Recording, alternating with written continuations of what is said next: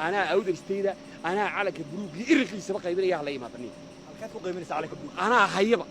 أنا جرّي نو هو halkeed joogtaa bal dadka u sheeg halkeed joogtaa ku qiiminaysa بورت الشيخ على جوهر بعد دقنا هاي أنا أولي بيس أبابلي يا وحي قال كرارية وحسوبة لا لا ما بتشيل ما بقى مسيرين بين عالم قبل لا لا وذلي هي بنت ما تشتينا ورما لا ويرنا يا سومال لا هو الوكر تيجي يلا مو ضيالنا يوم سومال لا وحبوا والله مو ولا حوار واحد نقول ذلي هي يجوا واحد نسكجوا وقول هي أيار تشيل بين عالم سومال لا وترى يرشخ كل بحلاي هل كايو قبو halka sidaas laga dhaxleeyahay uu ninka dhalinyaradu saa ka dhaxleeyay waa Boorama si toos ah wuxuu sheegayaa halku joogay inuu calaamad Soomaaliya oo hayo sidoo kalena uu bulshada uu qaybinayo boqolkiiba boqol ninka dhalinyarada ahi caadifad ayaa shidaysa ayaan isaga oran karaya laakiin waxaan aan la yaabay isla odaygani isagu dhaqanka ah ee waliba leh waxay soo kiciyay wan xanuunsanayay arrin waaliya ayaa soo kicisay halkan iska laha ummadda ayuu dajinaya oo ummadda ayuu diidaya inuu dhiig ku dhex daato iyo inuu kiciyo ayaaba maaragtay isla isagiisii weyna uu noocadna u hadlaya degmada Lughayad lixda magaalo ee laga xidhay idinka leh kuwa mas'uuliyiinta sheeganaya caawimada inta halkan ka qaadeen jidka dheer la cararayo war miyaad si sharciyeynaysiin inay isaqleeyeen lixda degmo sida u socotaan gadabuursow naagihiina la idinka qaadanaya hadii maxay la idinka marmo wadulkiinii baa la yiri 30 sanadood uu noo xidhay nin baa yiri uu noo xidhay damac ku keenay oo maagar oo leh Hargeysa ku daraya degmada Lughayad qayb kamid ah kuwii u dhashay wadama ma u saxiixaysid nacdal ay nin fuushe ma u saxiixaysid maxaatiin halkee ayuu kacdoonkani uu ka bilaabmay maantoonba kacdoonkani amba dareenkani amba Boorama sidaasi laga dhex xidhaado aynu aragnay waa maya hore dhowr marba sidoo kale way u dhacday laakiin boqolkiiba boqol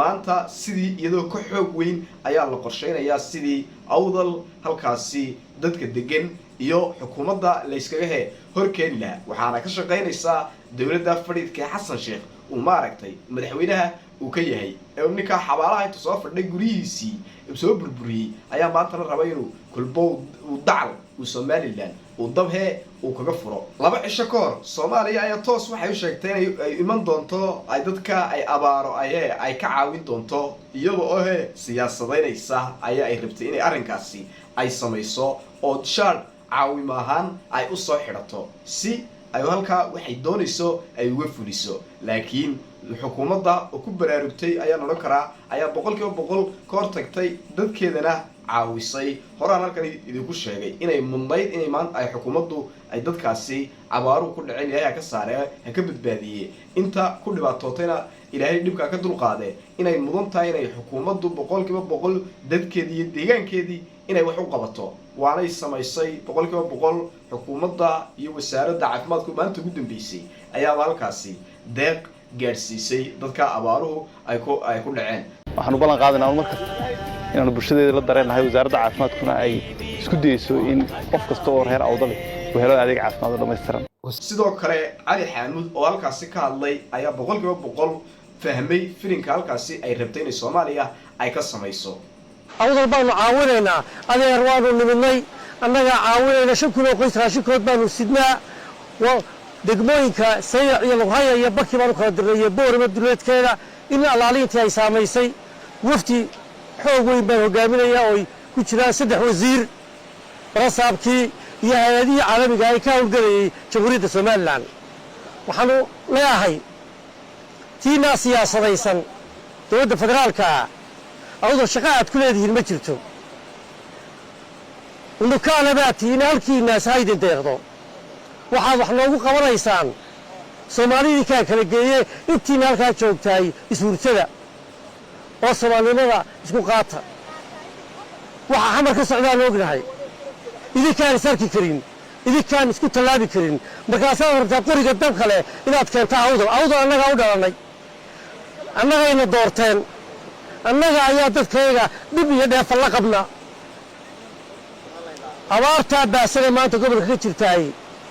waxaan shacbiga Soomaaliland u sheegayaa inaan iska kaashano cali xamuud hadalkiisaasi shalay buu ahaa maanta waxaa la soo kiciyey isla dadkaasi ay ugu horeeyaan wiilka dhalinyarada ee halka hore muuqaalkiisa aad ku arkayseen iyo sidoo kale odaygaasi caqli xumada uu heerku ka gaadhay noocadaasi u hadlayay ee welibana wax nacdalayay la ilaaha illa rasuulullah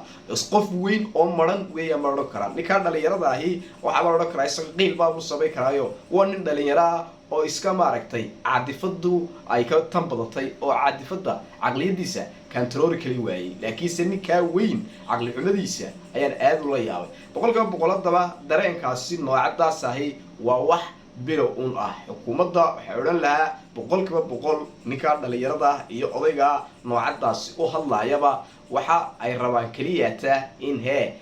saamayn ay yeeshaan oo la xidho oo xadhig loo geysto waxay odhan lahaa laakiin yaan la xidhin boqolkiiba boqol yaan lagu degdegin in la xidho sidoo kalena ninkaa dhalinyarada waxa aan odhan lahaa haloo caqli celiyo odaygaana sidoo kale haloo caqli celiyo laakiin hadday dhacdo in la xidho la taataabto boqolkiiba boqol waa intay doonayeen waa